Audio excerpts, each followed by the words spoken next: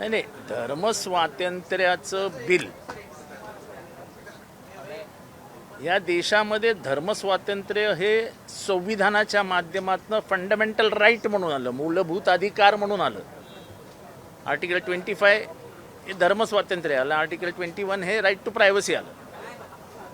धर्मस्वातंत्र्याचं हे कोणी आणलं? मूळ संकल्पना कोणाची? तर डॉक्टर बाबासाहेब आंबेडकरांची. आता हे याच्या गाभ्यात गेलं आणि ह्या बिलाचा जर अंश बघितला तर तुम्ही बुद्धालाही अटक करून टाकली असती. अँटी कन्व्हर्जन खाली तुम्ही बुद्धालाही अटक केली असती, महावीर जैनांनाही अटक केली असती, तुम्ही बसवेश्वर अण्णांनाही अटक केली असती. धर्मविरोधी भूमिका घेतली म्हणून तुम्ही तुकाराम महाराजांनाही आतमध्ये टाकलं असतं. महात्मा फुले, सावित्रीबाई फुले यांच्यावर तर अनन्य अत्याचार झाले, तेव्हाही झाले, आत्ताही झाले. पण सर्वात महत्त्वाचं म्हणजे डॉक्टर बाबासाहेब आंबेडकरांना ना तुम्ही देवळात जाऊ दिलं, ना त्यांना तुम्ही वर्गात बसू दिलं, ना त्यांना पाणी पिऊ दिलं. त्या तिघांवरती मात करून त्यांनी मनुस्मृती जाळली, ज्या मनुस्मृतीने या देशाचा सत्यानाश केला.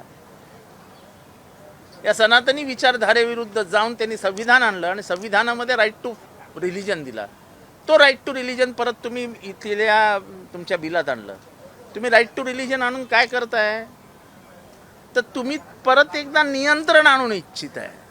परत एकदा धर्माच्या माध्यमातून लोकांच्या कृतीवरती नियंत्रण आणू इच्छित आहेत. तुम्ही जे स्वातंत्र्य बहाल केलं आहे संविधानाने त्याच्यावरती नियंत्रण आणू इच्छित आहेत आणि त्याला आमचा विरोध आहे.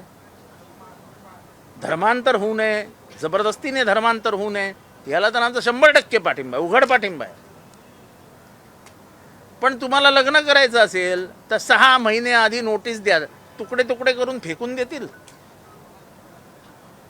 या देशामध्ये ऑनर किलिंग किती होतात याची लाज लज्जा राहिलेली नाही आपल्याला.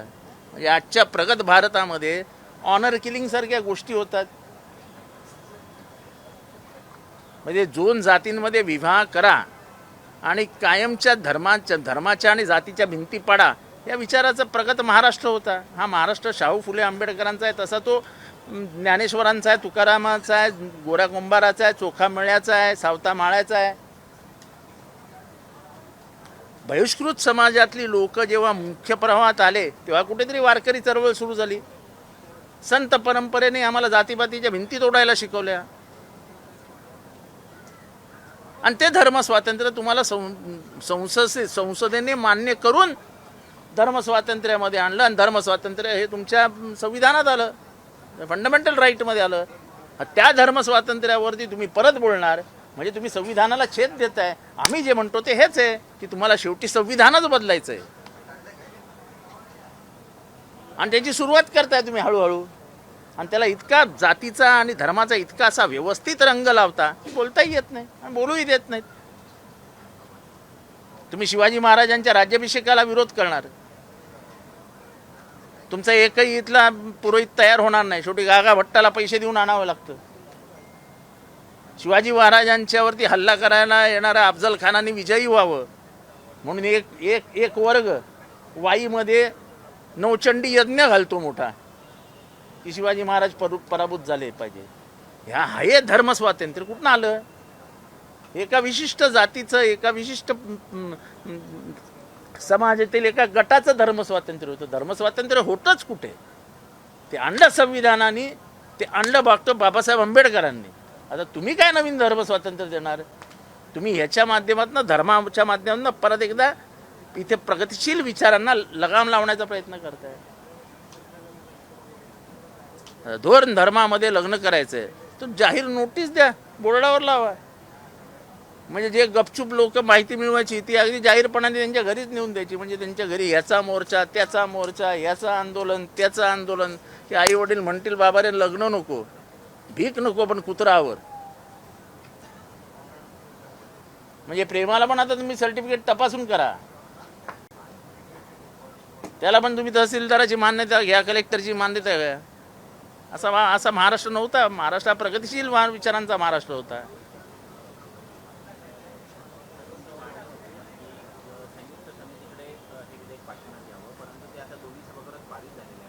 झालं ना. असं आहे की तुमच्याकडे आम्ही नेहमी म्हणतो की पाशवी बहुमत मिळालं की लोकशाहीवरती पाशवी बलात्कार सुरू होतो आणि ते सभागृहात तुम्हाला पाहायला मिळतोय. या सभागृहाचं इतकं अवमूल्यन झालं आहे की सभागृहाचं गांभीर्य गेलं आहे. इथे मंत्री उत्तरं द्यायला नसतात. सत्ताधारी पक्षाचं सभागृह चालवणं हे जबाबदारी आहे. 2 मंत्री असले तर असले अशी परिस्थिती सभागृहात आहे. अर्थात विरोधकांची संख्या अल्प असल्यामुळे आम्ही काही बोलू शकत नाही. संख्येच्या जोरावरती ते इतके अंगावर येतात की आम्ही काही करू शकत नाही. त्यामध्ये जे क्लॉज दिले ते म्हणजे 6 महिन्यापूर्वी तुम्ही नोटीस द्या किंवा आम्हाला सांगा. जे ह्या जर अहो असं आहे की ती नोटीस लावायची तहसीलदाराच्या बोर्डावरती, ती पेपरमध्ये पब्लिश करायची, म्हणजे घराचा पत्ता द्यायचा, म्हणजे घराच्या पत्त्यामध्ये हा इथे राहतो तो तिथे राहतो, हे दोघं लग्न करणार आहेत, म्हणजे त्या दोघांच्याही घरच्यांना टॉर्चर मारहाण झापडवणार, कसली लग्न होणार. त्यामुळे एक वेगळा उद्रेक पसरू शकतो समाजामध्ये. तुम्हाला हे सगळं बंदच करायचं आहे. रोटी बेटी वेच्या व्यवहाराच्या माध्यमातून इथे होणारा आपलेपणा हा नष्ट करून टाकायचा आहे. धर्माचा कलर लावून तुम्हाला राजकीय स्वरूप द्यायचं आहे. पॉलिटिकल असं आहे की मी नेहमी म्हणतो की पॉलिटिकल आयडिओलॉजी तुमची कुठलीही असू दे, पण ती that should not be contradictory to the constitution. तुमची पॉलिटिकल आयडिओलॉजी तुम्ही ज्या ह्या बिलातनं आणली आहे, it is contradictory to the constitution. कॉन्स्टिट्यूशनने राईट टू प्रायव्हसी दिला आहे. मी काय करायचं आहे, राईट टू प्रायव्हसी आहे मला. मग तुम्ही कॉन्स्टिट्यूशनमधनं दिली आहे कशाला मला राईट टू प्रायव्हसी? मी लग्न कोणाशी करायचं आहे तुम्ही कोण ठरवणार आहे? आई वडील नाही ठरवू शकत. एका सज्ञान झालेल्या पोरापोरीचं लग्न कोणी कोणाशी करावं हे आई वडील नाही ठरवू शकत. तुम्ही ठरवणार आहे कोण? सरकार. सर कॅप्टन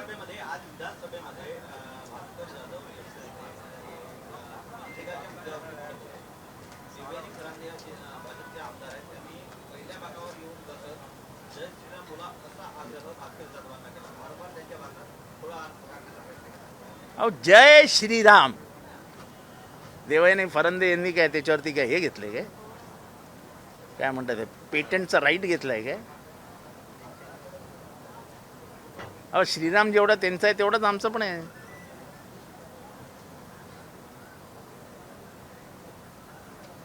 हे पेटंट घेण्याची कामं झालीत ना. हिंदूंचं सर्टिफिकेट आमच्याकडनं घ्या. कशाला घेईल कोण? आम्ही हिंदू आहोत ना. पण आम्ही तुकाराम महाराजांच्या विचारांचे हिंदू आहोत. आम्ही चोख्या मेळ्याच्या विचारांचे हिंदू आहोत. आम्ही सावत्या माळ्याच्या विचाराचे हिंदू आहोत. आम्ही सावित्रीबाई फुले आणि ज्योतिबा फुलेंच्या विचारांचे हिंदू आहोत. शाहू महाराजांच्या विचारांचे हिंदू आहोत. काय त्याचे चुकीचं काय आहे? हे कोण सांगणार जय श्रीराम म्हणा? 100 त्यांच्या घरात जाऊन म्हणतो जय श्रीराम. कोण बंदी घालणार आहे आमच्यावरती? कोण आम्हाला नाही सांगणार आहे? सर विजय वडट्टीवार सुप्रिया सुळे यांनी विधान केलं आहे की जी बारामतीची पोटनिवडणूक आहे त्याच्या संदर्भात सुनेत्रा पवार यांच्यासमोर उमेदवार देण्यासंदर्भात एकूणच कुठेतरी अजून तयार नाही आहे राष्ट्रवादी. तर विजय वडट्टीवार त्याच्यावर म्हणणं आहे की आम्ही कुठेतरी विचार करू. एकूणच महाविकास आघाडी म्हणून ही भूमिका आम्हाला कुठेतरी मान्य नाही.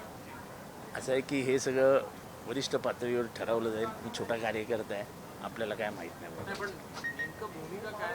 मला काही भूमिका माहीत नाही. भूमिका वरती ठरवली जाईल आणि तसा निर्णय घेतला जाईल. या विधेयकाविरोधात अनेक संघटना ज्या आहेत त्या कोर्टात जाण्याचा निर्णय घेतात. कोर्टाचे विधेयक 12 ठिकाणी असा कायदा पारित झाला जिथे BJPचे सरकार आहे आणि 12च्या 12चे हे कोर्टाने थांबून ठेवले. हा फक्त महाराष्ट्राचं वातावरण गढूळ करण्यासाठी आणलेला विधेयक आहे, बाकी काहीही कारण नाही. एका मंत्र्याने सांगितलेले 1 लाख लव जिहादची हे झाली प्रकरणं झाली. 10 प्रकरणं नाही आणू शकला तो मंत्री विधानसभेत. बोलायला काय? बोलायला थोडी पैसे लागतात, काय जबाबदारी असते आपल्यावरती? बोलायचं. सर खराताना पकडलेला आहे कॅप्टन खराताना. नाशिकमध्ये मोठी कारवाई झालेली आहे. त्यांचे संबंध अनेक राजकीय नेत्यांच्या समोर येत आहेत. रुपाली चाकणकर एका ते सदस्य एका कमिटी सदस्य आहेत त्यांच्या. ठीक आहे, याच्याबद्दल मला काही फार माहीत नाही. त्यांचे भक्त कोण आहेत हेही मला माहीत नाही. प्रत्येकाचं आपापलं असतं. जातात आता मी कशाला कोणाची नावं घेऊ? शोधा. कायदा आणण्यावेळी तुमची मोठी होती. माझी मोठी भूमिका होती, पण मी आता भक्तगणांची यादी जाहीर करू का? तुमची काय इच्छा आहे की मी भक्तगणांची यादी जाहीर करू का? तुम्ही शोधा ना, शोध पत्रकारिता करा, त्याच्यात पण जरा मजा येईल तुम्हाला, म्हणजे तुम्हाला कळेल महाराष्ट्रात इथे किती जण जायचे तिथे. अहो, कंगना राणावत कोणाला काही म्हणू शकते, त्या महान आहेत हो, ते अतिशय बुद्धिमान आहेत, प्रचंड अभ्यास केलेला आहे त्यांनी, त्या देशाच्या राजकारणामध्ये त्यांचं अनन्यसाधारण महत्त्व आहे. त्यामुळे कंगना राणावत बोलले आहेत तर त्यांना मी काय बोलू शकतो, खूप मोठ्या आहेत होत्या. सर रोहित पवारांनी सांगितलेलं की जय पवारांकडे अजितदादांच्या मृत्यूसंदर्भात अनेक पुरावे आहेत, त्यावेळी पत्रकार परिषद घेऊन आम्ही दाखवू. आता ते बोलल्यानंतर मी आता याच्यावर काय बोलू? नाही, माझी काय रिॲक्शन आहे? उपमुख्यमंत्री सुनेत्रा पवार जे आहेत त्यांनी आणि जय निवेदन पवारांकडे देऊन दबाव आहे. सुद्धा अद्यापही सीबीआयकडे हे प्रकरण वर्ग करण्यात आलेलं नाहीये. आणि जय पवारांवरती दबाव आहे. हे बघा, तो त्यांच्या फॅमिलीचा इश्यू आहे, ते सुनित्रा वहिनी बघतील आणि ते बघतील, आपण कशाला त्याच्यामध्ये बोलावं? जो संशय आपल्याला आहे तो रोहित पवार व्यक्त करतोय, रोहित पवारचं म्हणणे आम्हाला मान्य आहे.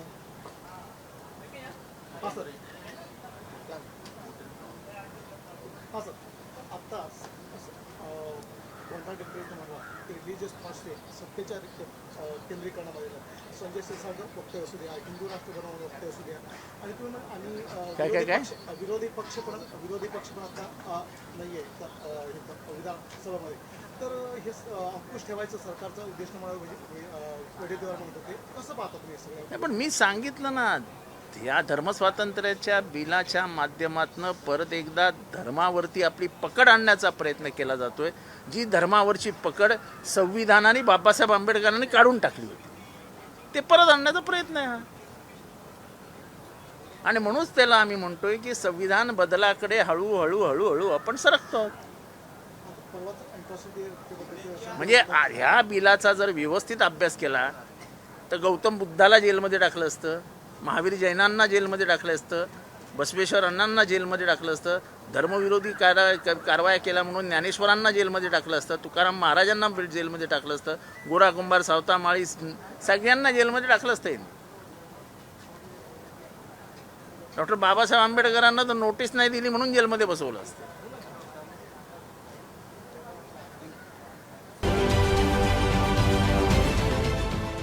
देश विदेशातील प्रत्येक घडामोडींचे लाईव्ह अपडेट मिळवण्यासाठी आता साम टीव्हीच्या सर्व सोशल मीडिया प्लॅटफॉर्मला लाईक, फॉलो आणि सबस्क्राईब करा.